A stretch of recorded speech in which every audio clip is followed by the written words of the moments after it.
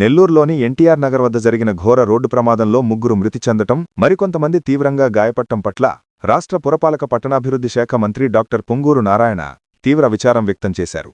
ప్రమాద విషయం తెలియగానే విజయవాడ నుంచి హుటాహుటిన బయలుదేరి వచ్చిన మంత్రి మంగళవారం చికిత్స పొందుతున్న క్షతగాత్రులను పరామర్శించారు. మంత్రి నారాయణ మాట్లాడుతూ, ప్రమాదంలో లారీ ఢీకొనడంతో సిరీ గార్డెన్కు చెందిన తండ్రి కొడుకులు కాజీ నజా మొహిద్దీన్ షేక్, నెల్లూరు కార్పొరేషన్లో శానిటరీ సెక్రటరీ ముజాహిద్దీన్ ఆలీ షేకులతో పాటు సురేష్ అక్కడికక్కడే మృతి చెందారని తెలిపారు. అలాగే రోడ్డు పక్కన మొక్కజొన్న కంకులు అమ్ముకునే ఎన్టీఆర్ నగర్ వాసి మల్లిక, స్టోన్ హౌస్పేటకు చెందిన కొబ్బరి బొండాల వ్యాపారి కొండయ్య, కంకులు కొనేందుకు వెళ్లిన ఎందుకూరుపేట వాసి విద్యుత్ లైన్మ్యాన్ ఈదూరు అనిల్ తీవ్రంగా గాయపడ్డారని వారిని పరామర్శించినట్లు తెలిపారు.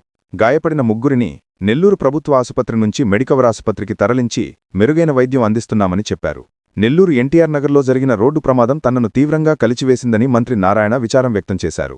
క్షతగాత్రుల కుటుంబాలకు ధైర్యం చెప్పి అండగా ఉంటామని భరోసా ఇచ్చారు. క్షతగాత్రులకు మెరుగైన వైద్యం అందించాలని, మృతుల కుటుంబాలకు ప్రభుత్వం నుంచి అందాల్సిన సహాయంపై చర్యలు తీసుకోవాలని జిల్లా కలెక్టర్ హిమాంశు శుక్లాకు మంత్రి ఆదేశాలు జారీ చేశారు.